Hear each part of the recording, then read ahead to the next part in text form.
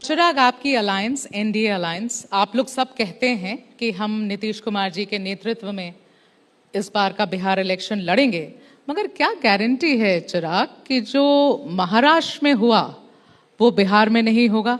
नेतृत्व उस वक्त शिंदे जी का था, मुख्यमंत्री बने देवेंद्र फडणवीस जी। ऐसा कुछ हो सकता है बिहार में? ये परिस्थिति 2020 में बिहार में पहले ही आ चुकी थी जी। 2020 में अगर आप विधानसभा चुनाव के परिणामों को आप देखें तो भारतीय जनता पार्टी के पास कई ज्यादा अधिक विधायक थे गठबंधन के भीतर compare to Janata Dal United, but उसके बावजूद ये वादा था और उस वादे को पूरा किया गया भारतीय जनता पार्टी के द्वारा और मुख्यमंत्री नीतीश कुमार जी को पुनः प्रदेश का मुख्यमंत्री की उन्होंने शपथ लेने का काम किया।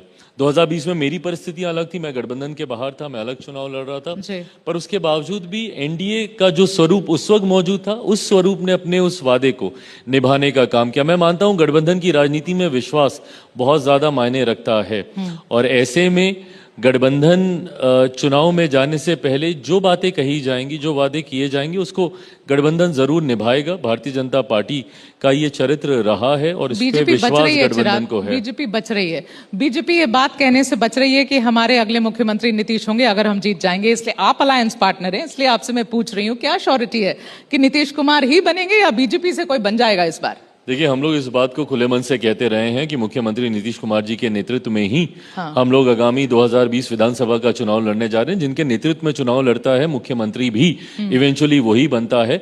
मैं मानता हूं एज अ अलाय पार्टनर मेरी अपनी सीमित क्षमताएं हैं, बट उसके बावजूद मैं इस बात को मैं मानता हूं कि मुख्यमंत्री नीतीश कुमार जी के नेतृत्व में ही चुनाव लड़ा जाएगा और वही 2025 बिहार विधानसभा चुनाव परिणामों के बाद मुख्यमंत्री पद की शपथ लेंगे। ये रखूंगी जवाब में चिराग, क्योंकि ये भी रखिएगा कि मेरी सीमित क्षमताएं हैं। मैं गठबंधन के भीतर जितनी क्षमता में अपनी बात को रख सकता हूं उतनी क्षमता में मैं